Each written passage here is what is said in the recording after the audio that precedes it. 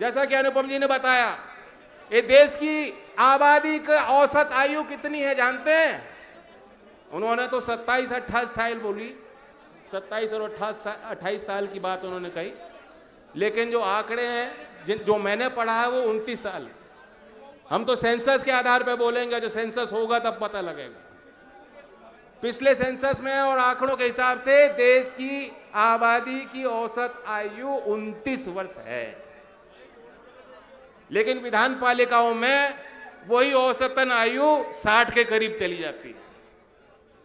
तो जो सवाल इस संसद के माध्यम से उठाना चाहते थे, ये युवाओं का कार्यक्रम है, युवाओं के द्वारा संचालित कार्यक्रम है। हमारी पार्टी ने पहली बार इस कार्यक्रम का आयोजन किया और हमारे बड़े बड़े नेता पीछे रहे और आगे उन्होंने नौजवानों को करके कार्यक्रम को संचालन कराया। क्यों कराया? क्योंकि हम सबको एहसास होना चाहिए। ये जो लोग बोलते हैं कि जी देश में कोई विकल्प नहीं है, मोदी जी हैं, उनके सामने कोई है नहीं, 140 करोड़ देश में और कोई नेता नहीं है। ये देश में नाली का निर्माण होगा तो मोदी जी मुस्कुराते दिखाई देंगे, देश में पंचायत घर का निर्माण होगा तो थैंक यू मोदी जी बोला जाएगा, आप टीका लगाओगे यहां और सर्टिफिकेट दिया जाएगा, उसमें भी उनकी तस्वीर लगाई जाएगी।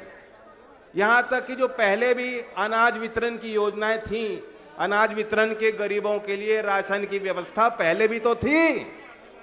पहली बार है कि उस बोरी पे भी जो प्रधानमंत्री की तस्वीर लगाई गई। ये दिखाना चाहते हैं कि एक आदमी देश को चला रहा है,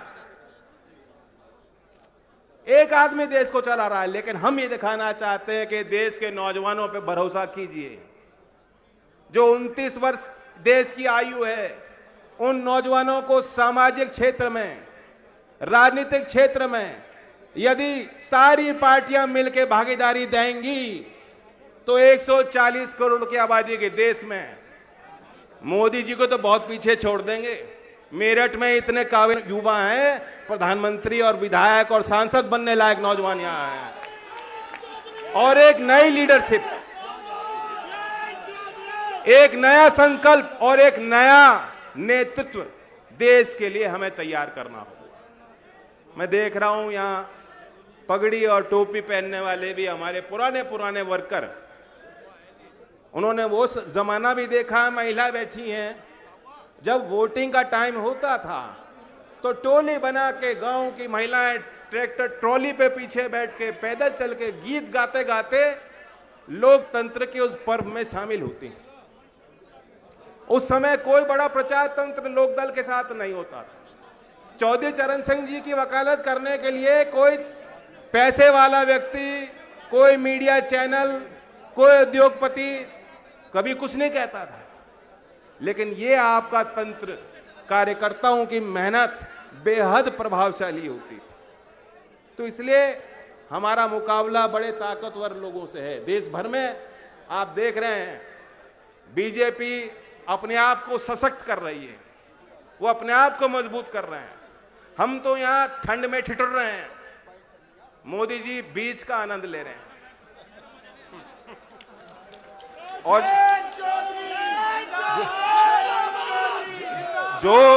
जो लोग कहते हैं ना कि मोदी जी अकेले बहुत हैं, मोदी जी अकेले नहीं हैं, उनके साथ कैमरामैन कई हुए हैं, स्क्रिप्ट राइटर हैं, मेकअप वाले हैं, वार्डरोब वाले हैं।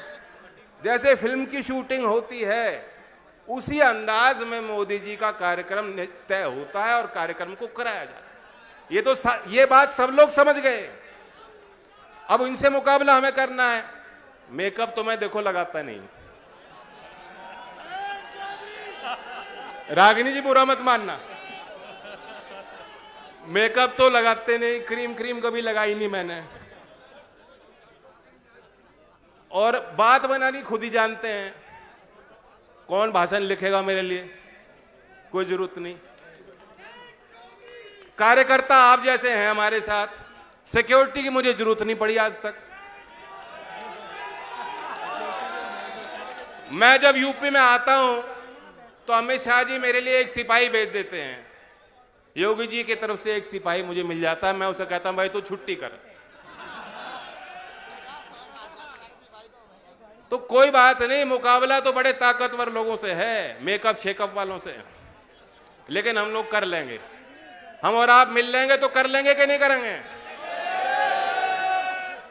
मैं नौजवानों को अपनी तरफ से कुछ वादा करना चाहता हूं। अनुपम जी युवा हल्ला बोल का संगठन चलाते हैं। हाल के दिनों में मैंने उनसे मशवरा किया और हम लोग किस प्रकार से भर्तियां हों, कैसे हों, समय में हों, भर्ती ऐसी हो कि जो लाभार्थी हैं, जो उसके लिए मेहनत कर रहे हैं, उनको समान अवसर मिले, भेदभाव ना हो, जातिवाद ना हो, भ्रष्टाचार ना हो, और समय रहते जो लाखों रिक्त पद हैं जो सरकार की कार्यशैली को प्रभावित करते हैं, वे रिक्त पद भरे जाने चाहिए। जिसे जानकारी नहीं होगी मैं उसे बता दूं कि जब लोकदल का युवा, लोकदल का छात्र खड़ा हुआ, हाल में प्रदेश भर में आपने आंदोलन किया, लखनऊ में प्रभावी आंदोलन किया और चंद घंटों में इस सरकार को आपने मनवा लिया। जो पुलिस की भर्ती वो लाए थे जिसमें कोई उम्र की छूट नहीं दी, जब जनता आगे आई, सड़क पे आए, विपक्ष ने विरोध जताया तो उनको माननी पड़ी आपकी बात।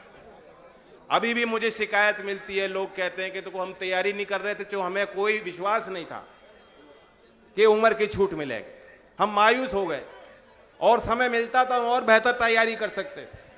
लेकिन यह नीतिगत फैसला होना चाहिए था। भर्ती गलत मंशा से वो लाए क्यों? जब भर्ती की घोषणा हुई थी उस समय उनको ये जानकारी दे देनी थी नौजवानों को कि हम भर्ती में छूट देंगे। मेरी मांग है कि अब जो भी भर्तियां निकलें, जो 2 वर्ष कोविड के सबके खराब हुए, नीतिगत फैसला ले यूपी की सरकार, नीतिगत फैसला ले केंद्र की सरकार कि हर भर्ती में, हर स्तर पे जो नौकरी निकलेंगी उसमें 2 या 3 वर्ष के छूट का प्रावधान होगा।